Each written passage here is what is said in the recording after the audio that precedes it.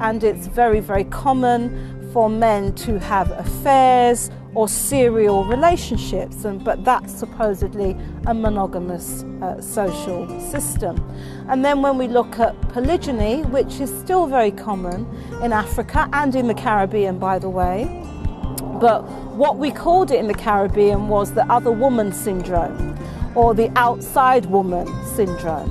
So this is a phenomenon that has been happening throughout time.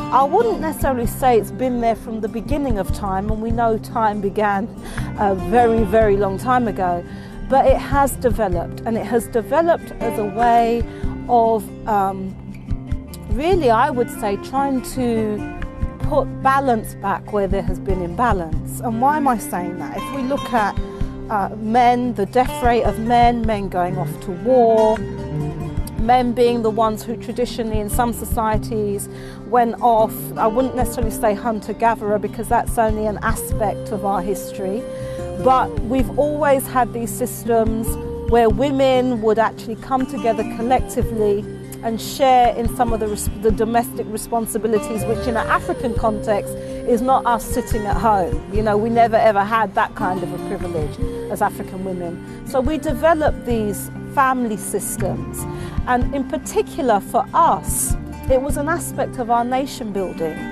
Because if we look at strong societies, strong economies are built around families.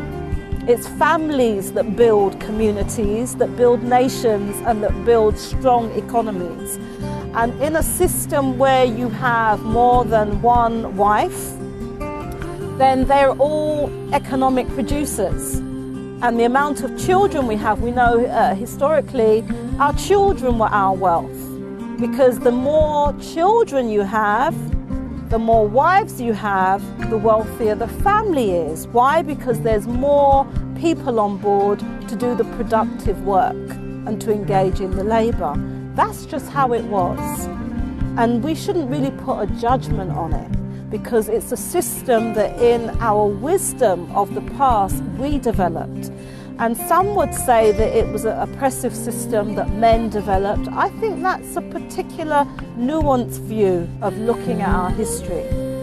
From what I can understand and what I know about the role of women in actually developing mathematics and developing science and knowing how to make the little bit that we had stretch, women also played a significant role in the institution of polygyny. And this may be a difficult pill for some of us sisters to swallow, but from the research that I've been doing, I think we'll find there is some truth in that position.